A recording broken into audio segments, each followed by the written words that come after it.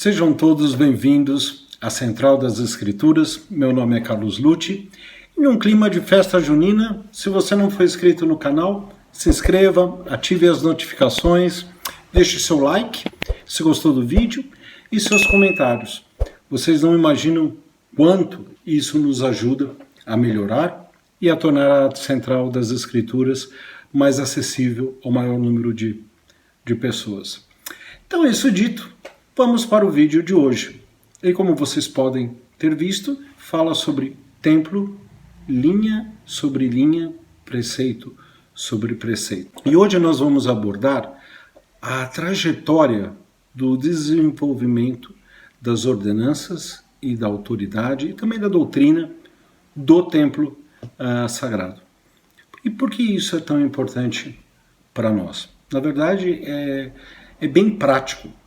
Eu não sei quantos de vocês já passaram por essa experiência ou estão passando de pedir algo ao Senhor, alguma bênção específica, quer seja mais conhecimento, ou melhora da saúde, ou qualquer coisa assim, quer seja para si ou para outra pessoa, e parece que o Senhor não está respondendo, ou que eu tenho que dar um primeiro passo de fé para vir a resposta.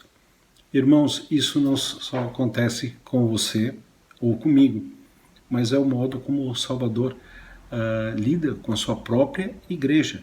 Tanto os profetas quanto os apóstolos também recebem linha sobre linha, preceito sobre preceito, um pouquinho aqui, um pouquinho lá, como nós vamos ver hoje, né, nesta aula, ok? Então, o que eu gostaria de chamar a atenção de vocês é o seguinte: quando nós falamos sobre o Anjo Moroni, o que vem à nossa mente? O livro de Mórmon, né? A vinda do livro de Mórmon, a sua tradução, a sua publicação, está corretíssimo. Mas quando o Anjo Moroni apareceu ao profeta Joseph em 21 de setembro de 1823, ele relatou, ou citou, melhor dizendo, várias escrituras, né?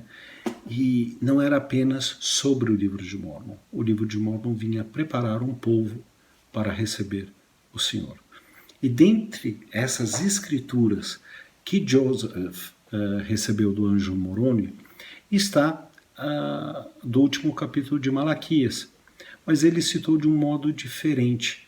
E Joseph, então, anotou essa modificação e se tornou Doutrina e Convênios número 2. Vamos lê-la? Eis que vos revelarei o sacerdócio pela mão de Elias, o profeta, antes da vinda do grande e terrível dia do Senhor. E ele plantará no coração dos filhos as promessas feitas aos pais, e o coração dos filhos voltar-se-á para seus pais. Se assim não fosse, toda a terra seria completamente devastada na sua vinda. Quando nós lemos esta escritura em Doutrina e Convênios ou em Malaquias, automaticamente nos vem à mente a ideia de história da família e o trabalho no templo. Joseph entendeu isso?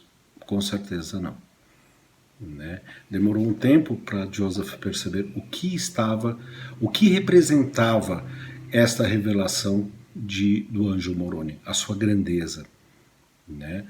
Somente 13 anos depois, no templo de Kirtland, é que Joseph começa a perceber a vastidão do que Moroni estava dizendo ao citar o profeta Malaquias. É interessante que Joseph teve uma série de visões no templo de Kirtland, que ele ajuntou e se tornou a seção 110 de Doutrina e Convênios. Mas antes de lê-la, um versículo para vocês, eu gostaria de fazer um comentário.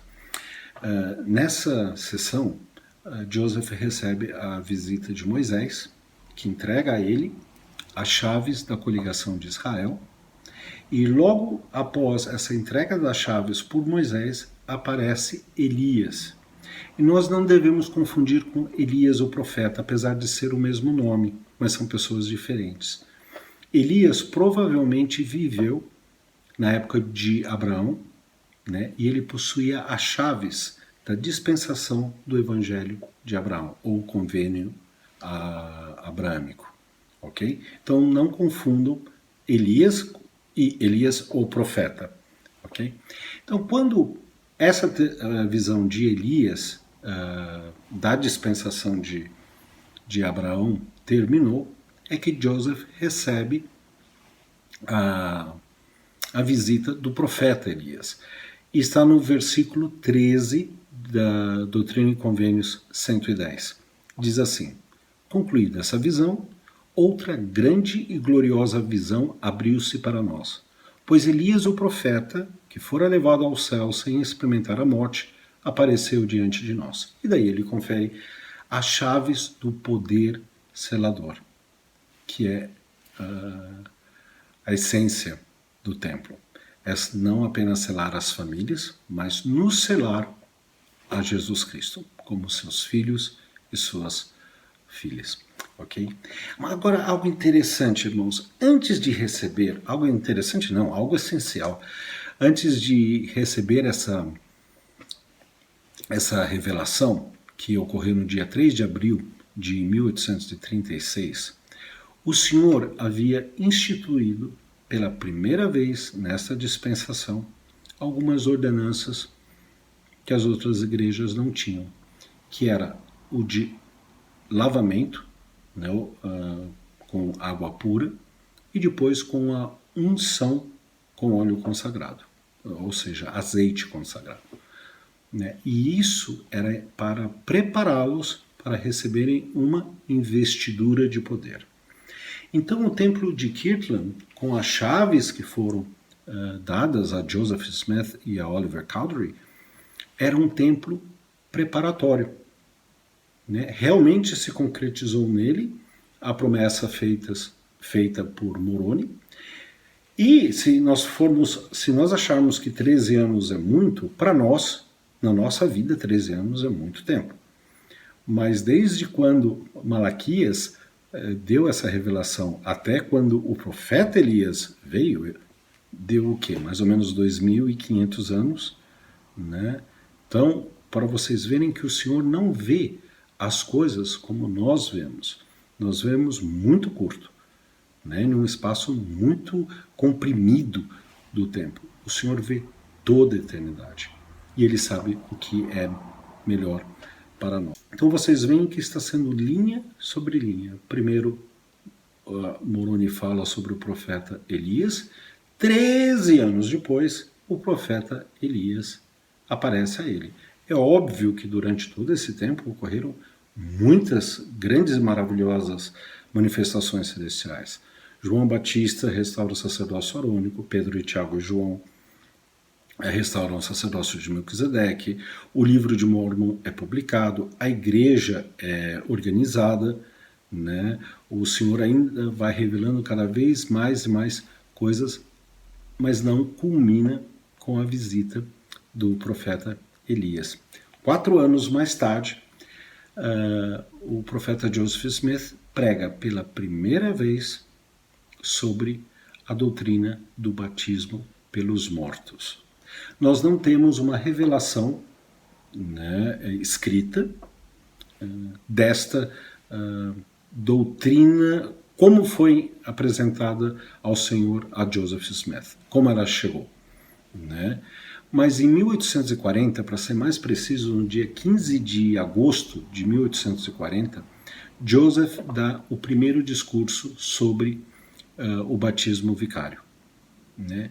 E algo interessante é que depois ele escreve aos apóstolos que estavam cumprindo missão, e ele diz, né, que ele recebeu essa doutrina por revelação, e não apenas por estudo e ele chegou a uma conclusão, mas ele tinha recebido uma revelação do Senhor que essa era uma doutrina crida e praticada na igreja primitiva. E daí ele faz esse sermão. Agora, algo curioso, é pitoresco. Assim que Joseph termina o sermão, que ele fala sobre a primeira vez sobre o batismo vicário, Uma irmã viúva chamada Jane Nyman, ela pede para um portador do sacerdócio se ele poderia batizá-la em favor do filho dela, que havia falecido. E o portador do sacerdócio fala, claro, e ambos vão para o rio Mississippi, que banhava ali Nauvoo, e uma amiga dela vai a cavalo. Então, o primeiro batismo vicário da igreja foi feito por uma mulher sendo batizada em favor de um homem, fora do templo, e servindo de testemunho, uma mulher montada a cavalo. Né? Não me pareceu uma coisa muito como nós estamos acostumados. Né? Mas, irmãos, foi isso que aconteceu na igreja. Várias pessoas começaram a serem batizadas, principalmente no rio Mississippi, mas qualquer lugar que tivesse água, como é o batismo hoje em dia, em favor dos mortos. E o que aconteceu? Muitas vezes não tinha testemunha, não era registrado pela igreja e, como eu disse, estava fora do templo. Isso foi em agosto. O tempo foi passando e Joseph começou a ficar, perturbado com as coisas como eram feitas. Né? Daí ele decide perguntar ao Senhor, em janeiro de 1841, 6 meses depois do primeiro sermão dele. E o Senhor dá para ele, então, todas as instruções necessárias para realizar o batismo vicário, né, que se encontra na seção 124. Essa sim, nós temos um registro dela. E eu me pergunto se Joseph não deve ter pensado e olhado para o Senhor e falou, mas quando o Senhor iria me corrigir? Né? Ou corrigir a tua igreja? E o Senhor pode ter olhado para Joseph e perguntado, e quando você iria me perguntar? Né? Irmãos, muitas vezes nós parece que patinamos ou não recebemos respostas a um pedido específico, a uma bênção específica, porque nós só estamos pedindo uma coisa. Né? Às vezes nós temos que parar e falar, Senhor, o que me falta ainda? O que eu não estou vendo? Se você estiver procurando um emprego, por exemplo, talvez o Senhor te inspire a fazer um curso ou a mudar até mesmo de área, ou tenha paciência. Eu não me esqueci de você. Agora, o outro passo, para você ver como as coisas foram aos poucos sendo realizadas no próprio ministério do profeta Joseph e como na história da igreja. Em 1842, em 4 de maio, ele concede as primeiras investiduras desta dispensação. E ele conferiu as investiduras no andar de cima da mercearia que ele tinha embaixo, né, que era uma lojinha famosa em Nauvoo. Em cima ficavam os escritórios dele, seriam os escritórios da igreja, né, hoje em dia. E lá ele, para um grupo de 9 homens, se não me falha a memória, ele concedeu, né, a investidura do templo. Né.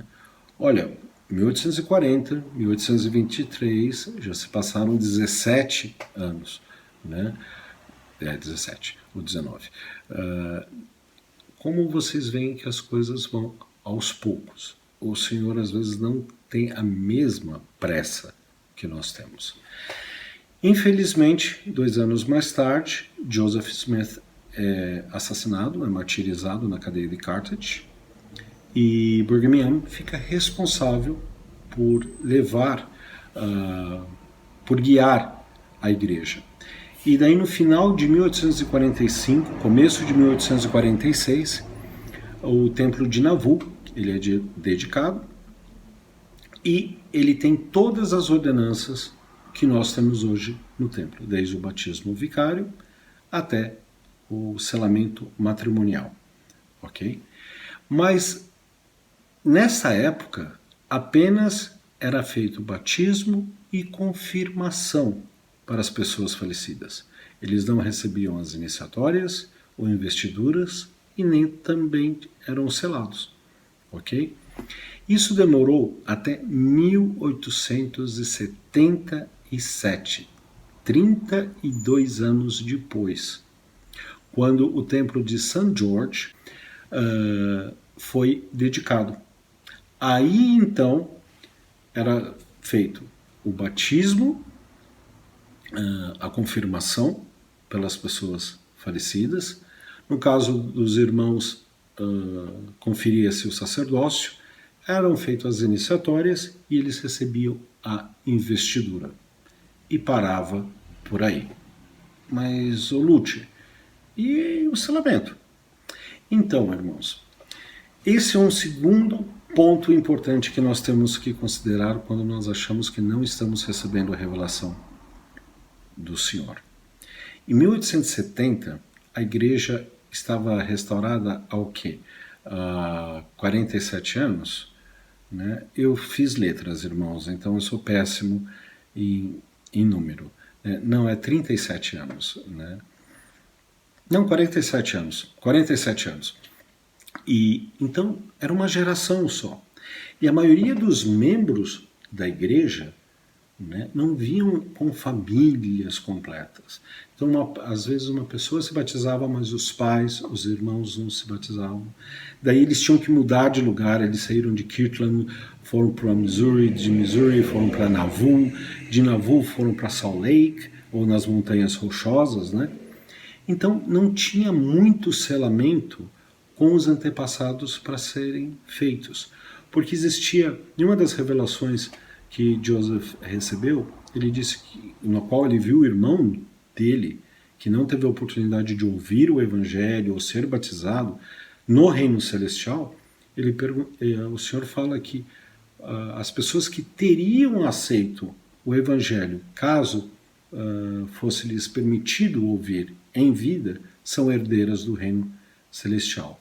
Então existia assim, eu acho que meu pai teria aceito o evangelho, então eu vou fazer o batismo e todas as ordenanças por ele.